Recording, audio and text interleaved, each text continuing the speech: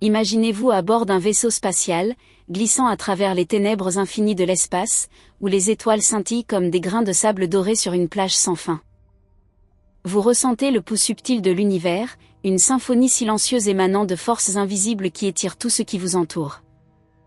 Soudain, une idée étrange s'insinue dans votre esprit, notre univers pourrait ne pas être une entité infinie et isolée, mais simplement une bulle fragile flottant dans un océan de mondes innombrables. Où les frontières entre l'espace et le temps pourraient être déchirées par des forces gravitationnelles colossales. Cette notion n'est pas un rêve fantaisiste, mais le fruit d'observations scientifiques approfondies, où les astronomes ont découvert des vides immenses, des murs galactiques gigantesques et des traces énigmatiques suggérant l'existence d'univers parallèles. Commencez ce voyage par les couches les plus familières, comme si vous ouvriez une série de poupées russes Matrioshka, où chaque niveau révèle un secret plus grandiose. Notre univers, tel un œuf minuscule, est enveloppé par des strates d'espace vastes, où les forces gravitationnelles et l'expansion incessante sculptent toutes choses. Les scientifiques ont identifié un vide colossal, s'étendant sur près de 1,8 milliard d'années-lumière, une région d'espace froide et déserte connue sous le nom de supervide d'Éridan. Ce n'est pas un vide aléatoire, selon certaines hypothèses, il pourrait être la cicatrice résiduelle d'une collision antique entre notre univers et un autre. Visualisez cela, deux bulles gigantesques dérivant dans l'océan chaotique de l'espace-temps, se heurtant avec une force gravitationnelle terrifiante, étirant et déchirant les frontières, laissant un néant glacial où des milliers de galaxies existaient autrefois. Peut-être englouties ou projetées de l'autre côté. Des données récentes du Dark Energy Survey, publiées en 2026, confirment que ce vide, aligné avec le point froid du fond diffus cosmologique, pourrait influencer les mesures de l'expansion de l'univers, résolvant partiellement la tension de Hubble observée entre différentes méthodes d'observation. Vous sentez la curiosité monter, comme un murmure de vent stellaire à travers des nuages glacés. Le supervide d'Éridan se situe à environ 2 milliards d'années-lumière de nous, avec un centre où la densité de matière est inférieure d'environ 30% à la moyenne cosmique. Des équipes du Fermilab et de l'Instituto de Astrofísica de Canarias ont validé son existence via les données du Dark Energy Survey, révélant une forme allongée rappelant un cigare, s'étendant à travers la constellation d'Éridan. Ce qui est fascinant, c'est que ce vide pourrait expliquer en partie le point froid du fond diffus cosmologique, une zone de température anormalement basse dans le rayonnement fossile de l'univers, s'étendant sur environ 1,8 milliard d'années-lumière. Où la température est inférieure d'environ 70 microkelvins à la moyenne. C'est l'un des plus grands mystères de la cosmologie moderne, et des chercheurs comme Laura Mersini-Othon de l'Université de Caroline du Nord ont proposé qu'il pourrait être l'empreinte d'interaction quantique entre univers parallèles avant l'inflation cosmique. Des études actualisées en 2026, intégrant des données du télescope Euclide, suggèrent que ce point froid n'est pas nécessairement lié à un vide supervide unique, mais pourrait résulter de fluctuations statistiques rares ou d'une nouvelle physique au-delà du modèle lambda-CDM, amplifiant le débat sur la nature quantique de l'univers primordial. Imaginez, une collision quantique aux origines du temps, laissant des traces fantomatiques dans la lumière la plus ancienne que nous puissions observer. Cependant, l'univers n'est pas seulement fait de vide froid, il abrite aussi des murs colossaux, où des milliers de galaxies se rassemblent comme des cités lumineuses dans l'obscurité. Voyagez plus loin, vers les confins de notre système solaire. Pour franchir ces distances immenses, imaginez un moteur transcendant, comme le moteur à distorsion inspiré de la théorie d'Einstein, où l'espace-temps se plie pour raccourcir le trajet. Partant de la Terre, vous montez au-delà de 100 km, franchissant la ligne de Kármán, la frontière officielle entre l'atmosphère et l'espace, où l'air se raréfie et où les ténèbres cosmiques enveloppent tout. Vous filez ensuite vers Mars, avec sa surface rougeoyante comme un désert antique, Jupiter avec ses tempêtes tourbillonnantes grondant comme le rugissement d'un dieu, Saturne avec ses anneaux étincelants comme un bracelet de joyaux, Uranus incliné dans les vents stellaires glacés. Et Neptune avec son bleu profond abyssal. À ce stade, vous avez parcouru environ 100 unités astronomiques, une unité correspondant à la distance de la Terre au Soleil, soit 150 millions de kilomètres. Des observations récentes du télescope James Webb en 2026 révèlent que ces planètes géantes pourraient influencer la dynamique des objets transneptuniens, suggérant une interaction gravitationnelle plus complexe avec la ceinture de Kuiper voisine. Ici, à la limite du système solaire, émerge l'héliopause. c'est l'endroit où le vent solaire ralentit brutalement de sa vitesse supersonique d'environ 620 000 km/h à des niveaux bien inférieurs, formant une barrière fragile contre les vents interstellaires. En la traversant, vous entrez dans l'héliogène, où le vent s'arrête presque, et vous ressentez les ondes de choc des collisions avec les vents interstellaires, comme l'écho d'une tempête lointaine. Les données des sondes Voyager 1 et 2, ces messagères solitaires de l'humanité, ont confirmé cette asymétrie. L'hémisphère sud est plus petit que le nord d'environ 10 unités astronomiques, soit 1,5 milliard de kilomètres, en raison de l'influence du champ magnétique interstellaire. Voyager 1 a transmis des signaux depuis là en 2012, et Voyager 2 en 2018, révélant que notre système solaire n'est pas une sphère parfaite, mais déformée par des forces invisibles de l'univers extérieur. Des mises à jour en 2026 des données Voyager indiquent des variations inattendues dans le plasma interstellaire, suggérant des interactions dynamiques avec des nuages galactiques qui pourraient affecter la protection de la Terre contre les rayons cosmiques. Poursuivant le voyage, vous approchez du mur glacial extérieur, le nuage d'Oort. Ce nuage sphérique comprend des dizaines de milliers de milliards de corps glacés, situés à environ 0,8 à 3,2 années-lumière du Soleil, soit 50 000 à 200 000 unités astronomiques. Ces blocs de glace, source de comètes à longue période, sont éparpillés avec une distance moyenne entre eux équivalente à celle entre Shanghai et New York, permettant à une sonde de passer en sécurité. Imaginez la solitude ici, plus de sons du vent stellaire, seulement des ténèbres froides et des points lumineux distants.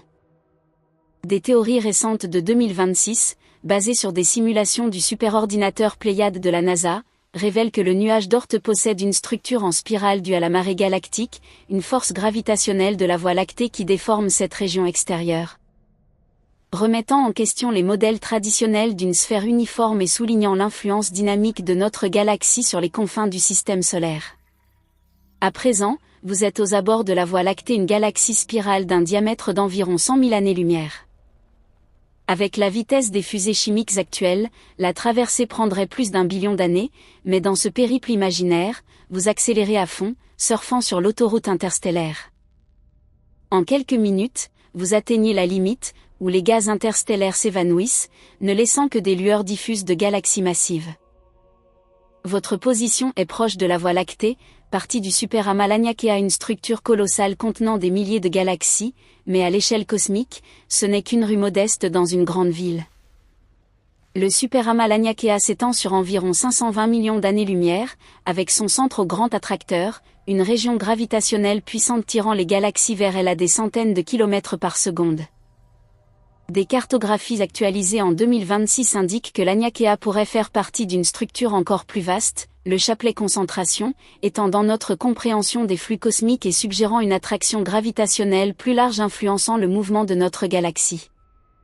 Élargissant la vue, vous apercevez le superamas du Centaure, où des milliers de galaxies apparaissent comme des points lumineux minuscules. À l'échelle maximale, c'est l'univers observable entier, avec un rayon d'environ 46,5 milliards d'années-lumière. Même à la vitesse de la lumière, atteindre cette limite prendrait 46,5 milliards d'années plus longtemps que la durée de vie restante du Soleil. Durant ce temps, le Soleil pourrait s'affaiblir ou exploser en supernova, détruisant le système solaire. Si vous surviviez et reveniez, la Voie lactée pourrait avoir disparu, car elle et Andromède se heurteront dans environ 4,5 milliards d'années, fusionnant dans un chaos de centaines de millions d'années. Des simulations récentes de 2026 prédisent que cette collision pourrait altérer la trajectoire de nombreuses étoiles, y compris potentiellement notre Soleil, projeté vers les confins galactiques. Heureusement, dans ce voyage, nous utilisons un modèle d'impulsion des équations de champ d'Einstein, pliant l'espace-temps pour que le trajet ne dure que quelques secondes. Avec un bang retentissant, vous arrivez à destination, la supervide gigantesque d'Éridan, où, si on l'imagine comme une tasse, elle pourrait contenir au moins 10 000 galaxies. De nombreuses hypothèses romantiques relient cela à des collisions cosmiques, mais la vue dominante est qu'elle provient des fluctuations de densité initiale de l'univers. Cela conduit certains scientifiques à croire en d'autres univers. Imaginez notre univers comme une bulle géante contenant tous les amas de galaxies observables. Il pourrait exister d'innombrables bulles similaires, nées du Big Bang, avec des galaxies et des nébuleuses distinctes des univers parallèles.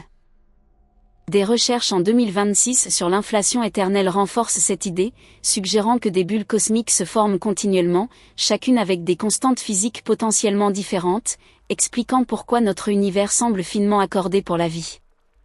Si d'infinis univers parallèles existent, notre univers a une paroi entourant près de la supervide. Jadis, une autre bulle dérivait à proximité, leur champ gravitationnel interagissant, déformant et étirant les frontières. Finalement, elles se touchent, mais en continuant, la liaison se rompt, créant un vide froid. C'est l'hypothèse sur l'origine du supervide d'Éridan. Sur la forme de l'univers, les données les plus récentes du satellite Planck indiquent une déviation de la courbure par rapport au modèle plat idéal inférieur à 0,0007, signifiant que l'univers est presque parfaitement plat, mais s'il est fermé. Le rayon de courbure dépasse largement la portée observable, et l'humanité ne touchera peut-être jamais la limite. Des analyses de 2026 intégrant des données d'Euclide confirment cette platitude à une précision subpercentuelle, mais des anomalies mineures dans le fond diffus cosmologique suggèrent une possible courbure positive légère, ravivant les débats sur la géométrie cosmique. Imaginez, dans un espace bidimensionnel, vous voyez un carré ordinaire, mais en ajoutant de la profondeur et en changeant l'angle, il devient un cube. Si nous observions l'univers depuis un espace multidimensionnel, ce qui semble plat pourrait être totalement différent. Peut-être qu'un jour, nous quitterons notre bulle natale via un trou noir. Les trous noirs et les trous blancs existent dans la relativité générale. Simplement, un trou blanc est l'opposé d'un trou noir, et entre eux se trouve un passage appelé pont Einstein-Rosen, ou trou de verre. Certains astronomes pensent que ce que nous observons pourrait être la naissance d'un trou blanc, mais en raison de l'instabilité. Le phénomène se détruit immédiatement, rappelant le Big Bang, d'où l'appellation Petit Bang. Des théories de 2026 proposent que les trous noirs pourraient subir une transition quantique vers des trous blancs, expulsant la matière accumulée, résolvant le paradoxe de l'information et suggérant que les trous noirs ne sont pas des tombes éternelles mais des portails temporaires. Réduisant l'échelle, voici notre foyer, la Terre et la Lune, comme deux amis solitaires dans les ténèbres. Réduisant plus, le système solaire. Plus loin, la Voie lactée, où nous ne sommes qu'un point lumineux minuscule parmi d'innombrables étoiles. Plus encore, l'amas galactique, avec des tourbillons éparpillés dans l'espace infini. Continuant, le superamas Laniakea, où le point lumineux minuscule est la Voie lactée. Plus loin, le superamas Hydra Centaure et Taureau, structure colossale contenant des milliers de galaxies, mais d'ici, elles ne sont que des taches minuscules. Ensuite, le superamas Pavo Indus, large d'environ 200 millions d'années-lumière. Nous continuons à zoomer jusqu'à l'univers observable entier, où chaque point lumineux contient des milliers de galaxies et d'innombrables étoiles. Les scientifiques conjecturent que notre univers ressemble à une bulle et a heurté un autre univers, indiquant la possibilité d'infinis univers, tous nés après le Big Bang. La preuve de la collision réside dans le super-trou vide d'Éridan, large d'environ 1,8 milliard d'années-lumière, alors que la Voie lactée ne fait que 100 000 années-lumière. Cette zone est presque vide, peut-être une cicatrice d'une collision antique. Lorsque la distance entre deux univers est minimale, ils glissent l'un sur l'autre, les forces gravitationnelles interagissant comme deux gouttes d'eau tentant de fusionner. Mais en raison de la vitesse élevée, l'interaction ne continue pas, et l'univers voisin arrache un morceau de notre bulle. Cette région vide contenait autrefois environ 10 000 galaxies, mais elles ont été détruites ou englouties. Des découvertes de 2026 montrent que ce vide pourrait être plus grand, jusqu'à 2 milliards d'années-lumière, influençant les mesures de l'expansion cosmique. Simulons la collision, dans l'autre univers, des nébuleuses multicolores, mais en regardant en arrière, vous voyez un mur colossal approcher, où chaque point lumineux est une galaxie sur le point de heurter. En réalité, c'est un miroir géant reflétant notre univers. Ici, l'espace-temps se plie et est tiré dans l'autre univers à une vitesse stupéfiante. Les lois physiques ordinaires cessent, la gravité disparaît, les étoiles explosent, les humains flottent en apesanteur. Mais si la collision est frontale, l'énergie colossale déclenche une explosion inimaginable, détruisant tout. Où les deux bulles fusionnent, les galaxies périphériques sont déchirées, puis le chaos, elles se frôlent, se heurtent et explosent. Maintenant, vous voyagez au plus profond, serpentant entre étoiles et galaxies. Devant, une nébuleuse radieuse semble sur le point de s'effondrer et d'exploser en supernova. Vous évitez les trous noirs, évitant que leur champ gravitationnel ne vous engloutisse comme un monstre. Quelle est cette structure étrange? Un mur luminescent, chaque point lumineux étant une galaxie. Ce mur contient environ 100 000 galaxies, avec la Voie lactée abritant 100 milliards d'étoiles, donc le mur héberge des dizaines de milliers de milliards d'étoiles comme le Soleil, un nombre suivi de 15 zéros. C'est le mur du pôle sud South Pole Wall, à 500 millions d'années-lumière de la Terre, s'étendant sur 1,37 milliard d'années-lumière. Les scientifiques l'ont découvert via le décalage spectral rouge, déterminant les distances et mouvements. Il est masqué par la Voie lactée, donc il mesure le décalage rouge pour le révéler. Des cartographies de 2026 confirment sa taille et suggèrent des interactions avec d'autres superstructures, influençant les flux cosmiques. Ce mur n'est pas le plus grand. Voici le grand mur Hercule Corona Borealis, une superstructure plate colossale large de 10 milliards d'années-lumière, formée de galaxies et détectée via des sursauts gamma les événements électromagnétiques les plus lumineux de l'univers, avec au moins 73 quasars à l'intérieur. Un quasar est le noyau actif d'une galaxie, avec un trou noir supermassif au centre, 800 millions de fois la masse du Soleil. Ces structures massives ne sont que les briques de notre univers. Regardez maintenant le système solaire, zoomant, voyant des chaînes de structures séparées par des vides immenses appelés voies, où il n'y a presque pas de matière. Voici le supervide d'Éridan, ou le point froid. Certains scientifiques croient que le point froid résulte de la plus grande collision de l'histoire entre univers. Des découvertes de 2026 renforcent cette idée, avec des simulations montrant que de tels vides pourraient être des empreintes de collisions multiverselles. L'hypothèse est que notre univers ressemble à une bulle contenant tous les murs et systèmes galactiques. Imaginez d'infinies bulles similaires, mondes parallèles ou univers différents. Très longtemps auparavant, une bulle dérivait près de la nôtre. Les murs se touchent, reliant temporairement les deux univers comme deux gouttes d'eau fusionnant.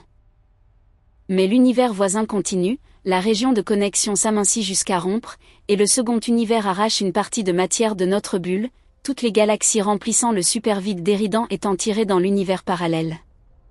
Les scientifiques conjecturent que nous pourrions voyager vers une autre bulle via un trou de verre. Le mécanisme, imaginez une feuille de papier avec un point A d'un côté, un point B de l'autre. Au lieu d'un long chemin, pliez le papier pour superposer A et B, perforer un petit trou, le trajet ne dure qu'un instant. Certains scientifiques disent que des raccourcis existent à l'intérieur des trous noirs.